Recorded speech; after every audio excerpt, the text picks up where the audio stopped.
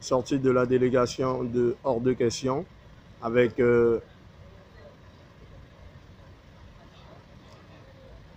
les voici. Sortie de la délégation avec Benalla. Ils sont là.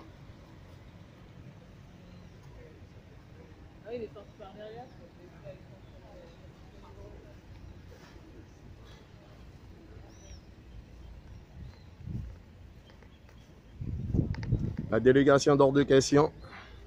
Ils sont là. Vous êtes là? Oui, nous là. Alors, comment ça a été? Bonjour.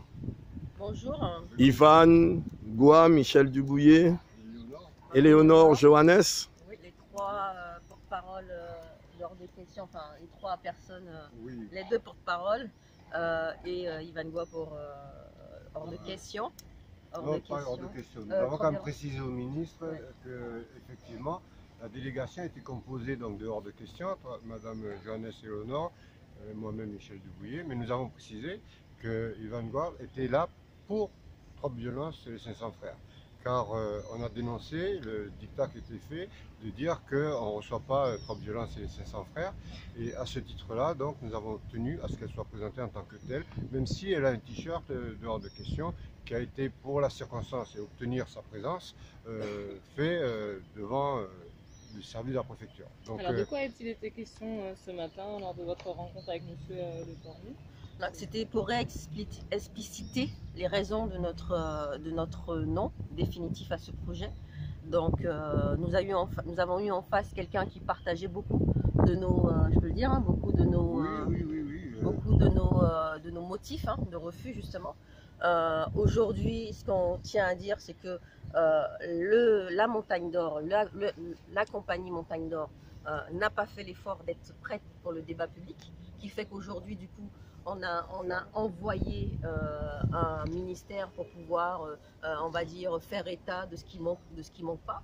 Mais ces gens-là n'avaient qu'à être prêts pour le rendez-vous donné du débat public. Donc aujourd'hui, il n'y a rien dans le dossier et il n'y a pas matière. Il y a plein de questions qui restent encore sans réponse et il n'y a pas matière à se décider. Ben ça, j'aimerais dire, c'est du ressort de la compagnie Montagne d'Or et le ministère n'a pas à s'organiser en fait pour pouvoir les aider à répondre. Je pense qu'on va faire une pause parce qu'il a envie d'aller voir le ministre, mais ça n'empêche que par rapport à Olivier, on peut quand même dire que nous nous sommes attachés à démontrer que le collectif hors de question entre violence et ses 100 frères ne sont pas des gens qui veulent mettre la Guyane sous cloche, mais qui ont véritablement un projet alternatif qui permet de développer une multitude d'emplois à côté des 750 emplois que veulent nous offrir la Montagne d'Or.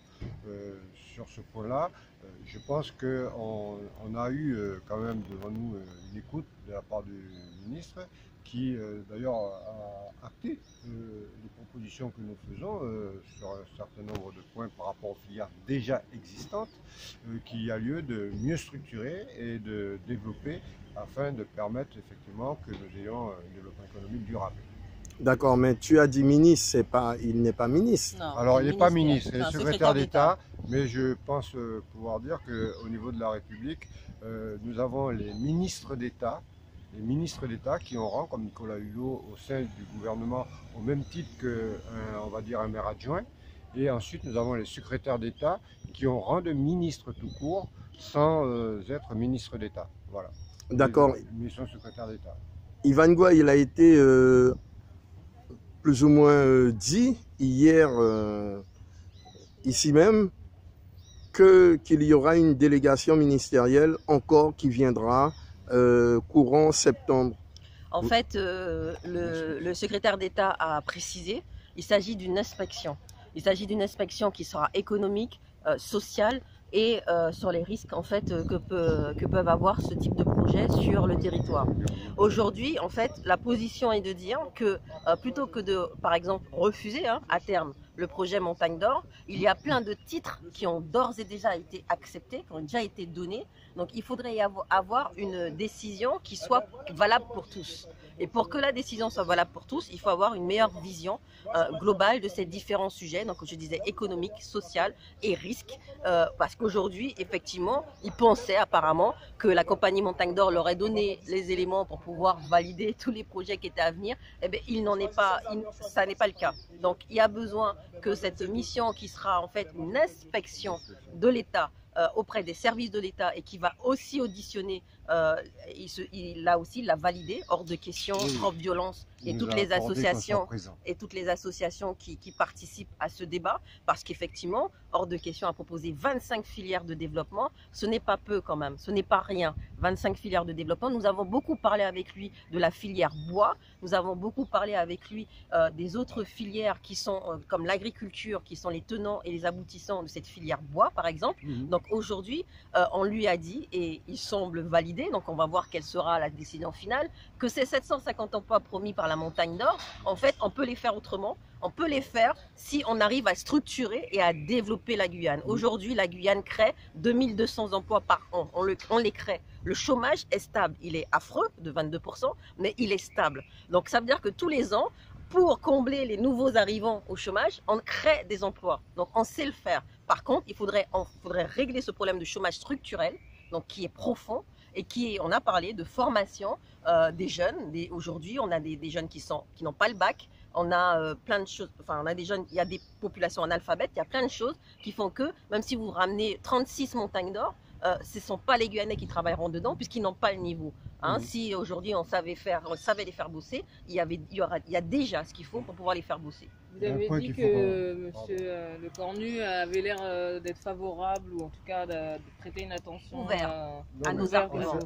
On s'est appliqué à démontrer à monsieur Le Cornu, à travers les différentes filières que nous considérons comme étant potentiellement porteuses d'emplois relativement forts, qu'il y avait une transversalité dans ces filières-là. Quand on parle de la filière bois, et qu'on parle d'agriculture, et qu'on parle d'énergie, on a montré à travers ces trois filières qu'on pouvait utiliser le bois de la forêt qui aura été fait pour faire les sentiers forestiers en matière de biomasse, mais on a prouvé aussi qu'en matière d'agriculture, on pouvait faire de l'agroforesterie.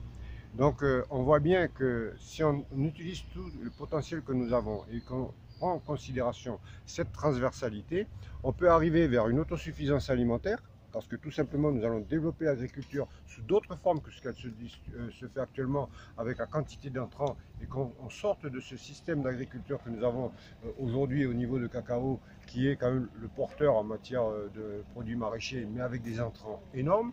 Donc il faut qu'on sorte de ce circuit-là, et pour ce faire, il y a toute cette formation qu'on doit donner à nos jeunes pour leur permettre d'arriver vers des exploitations agricoles qui soient porteuses de produits qui arriveront dans nos assiettes, qui soient propres.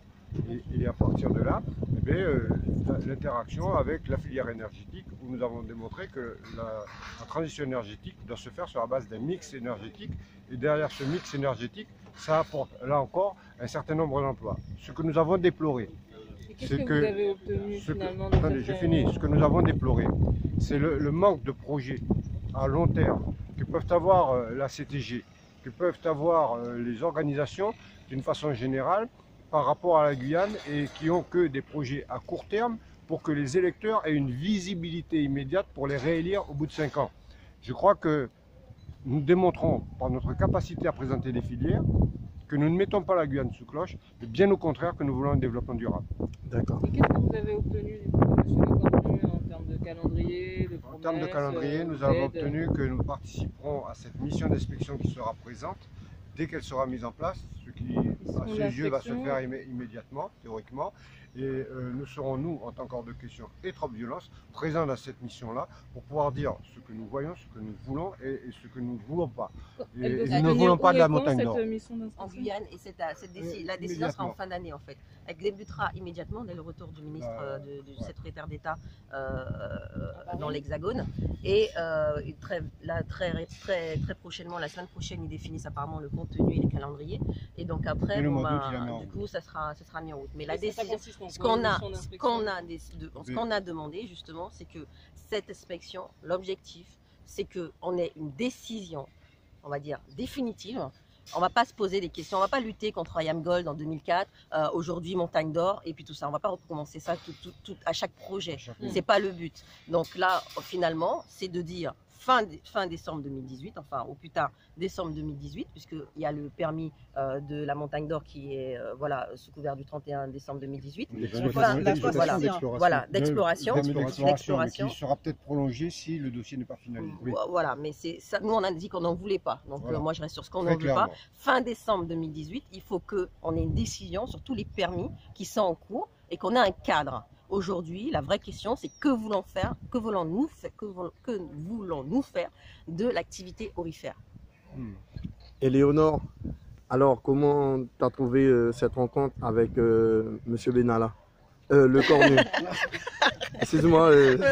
Oui, non, c'est entre M. Benalla et M. le Cornu. Je ne vois pas quelle est la différence, puisque le gouvernement envoie donc se charger de mission et qui ensuite nous annonce qu'il y aura donc cette délégation ministérielle. Donc, toi, tu en penses quoi? Le peuple autochtone en pense quoi? Carrément, je redis notre opposition à ce projet. Il n'y avait pas d'alternative, c'est non, nous n'en voulons pas. Par contre, il a demandé que nous soyons beaucoup plus structurés, enfin beaucoup plus calmes, qu'il n'y ait pas de... Il a demandé à ce qu'on tienne nos troupes. Voilà. Il a demandé à ce qu'on tienne nos troupes, effectivement, j'ai répondu. Il a demandé à ce qu'on tienne nos troupes, qu'il n'y ait pas de débordement. Il a parlé de Notre-Dame-des-Landes, effectivement, aujourd'hui, où il y a un peu des débordements. Et donc, moi j'entends ça comme, on a presque abouti à ce qu'on ait ce qu'on veut. Donc ça sera un an, ça sera un an, mais du coup qu'on tienne nos troupes parce que quand même Éléonore a dit que si c'est oui. Si c'est oui, j'ai dit ben. Si c'est oui, Éléonore. Je lui ai dit que notre position sera ferme.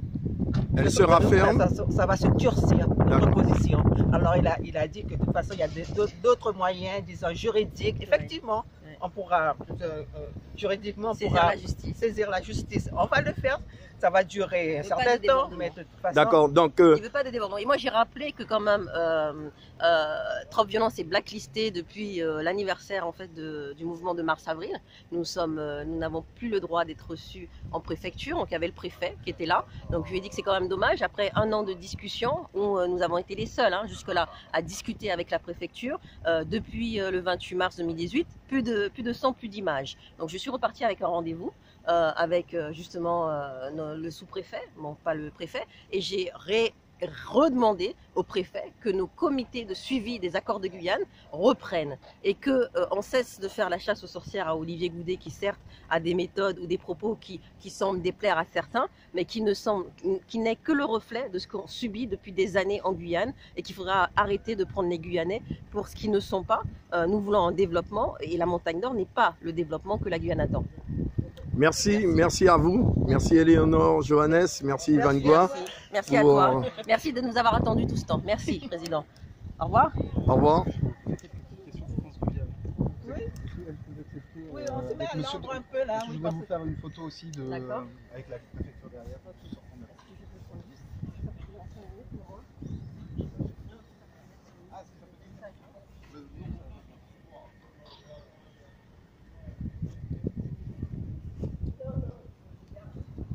Eh bien, mesdames et messieurs, nous étions en direct devant la préfecture, là où se trouvait monsieur Le Cornu Benalla, qui a reçu la délégation d'Hors de Question.